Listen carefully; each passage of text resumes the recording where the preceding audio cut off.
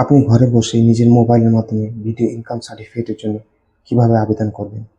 আজকের ভিডিওতে আমরা স্টেপ বাই স্টেপ দেখব কিভাবে আবেদন করা যায় এবং কী ডকুমেন্ট লাগবে আর এবং কিভাবে আমরা সার্টিফিকেটটা ডাউনলোড করব, সেই পুরো পদ্ধতিটা আজকে আমরা দেখব।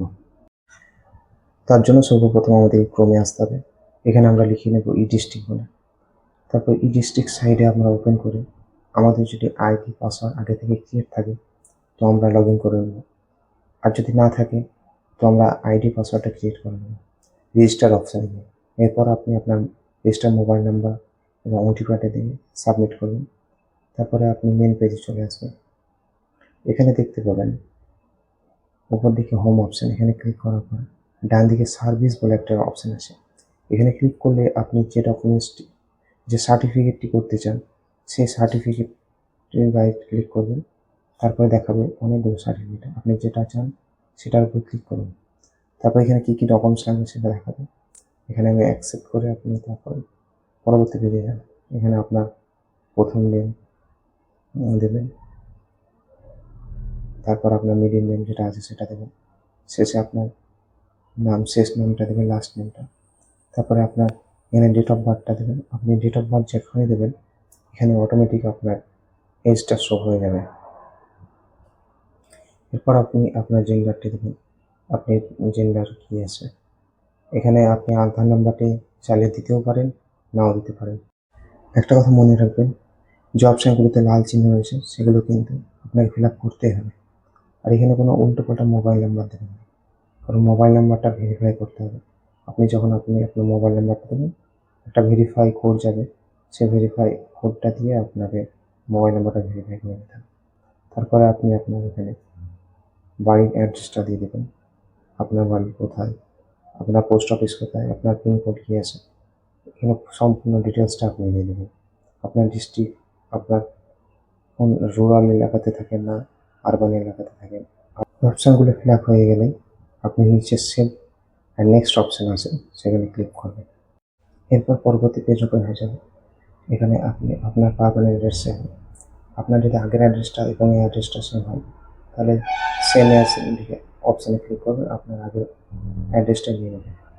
তারপরে অ্যাপ্লিক্যান্ট ডিটেলস চাইবে। আপনি যদি মাইনর হয়ে থাকেন তো ইয়েস করবেন, আর যদি মাইনর না হয়ে থাকে, যদি অর্থাৎ আপনার বয়স যদি 18 বছরের উপরে হয় তো নো করবেন। এরপর আপনি দেখতে পাবেন এই অপশানটা, এখানে কোনো কিছু করার দরকার নেই। এরপর নিচে একটা অ্যাড রোতে ক্লিক করবেন। এখানে আপনার বাবার নাম দেবেন। প্রথমে আপনার বাবার সঙ্গে আপনার রিলেশন কী সেটা দিয়ে দেবেন। তারপরে আপনার বাবার নামটা লিখে দেবেন, আপনার বাবার প্রথম নাম, মিডিল নেম এবং লাস্ট নেমটা দিয়ে এটা ক্লিক করে নেবেন। এখানে যিনার নাম ফিল আপ করছেন সার্টিফিকেটে কেয়ার অফ হিসাবে তারই নাম থাকে, তার জন্য এটা ভালোভাবে চেক করে নেবেন, ভালোভাবে ফিল আপ করে নেবেন।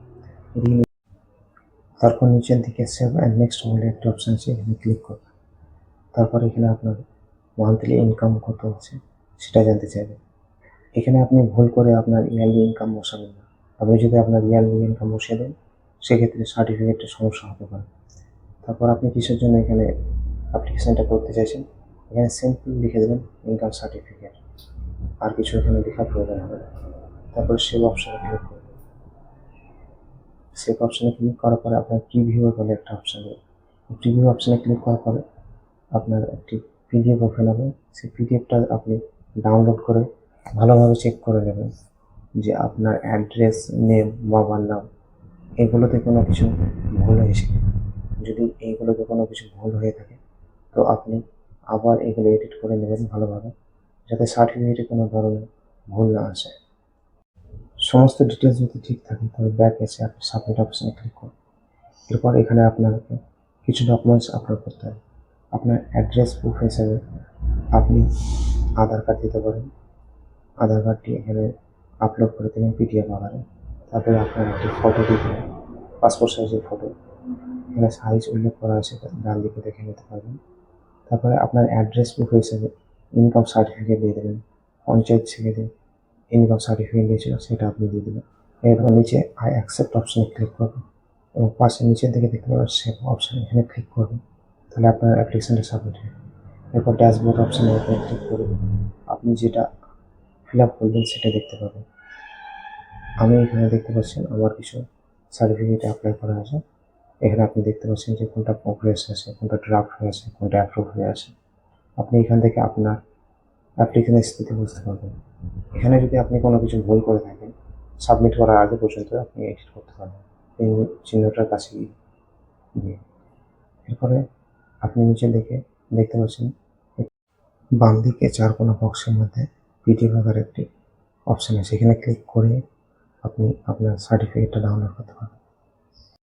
অ্যাপ্লাই করতে গিয়ে কোনো জায়গায় সমস্যায় পড়লে আপনি আমাদেরকে কমেন্টে জানাতে পারেন। আপনি আপনার কমেন্টের উত্তর আশা করি পেয়ে যাবেন।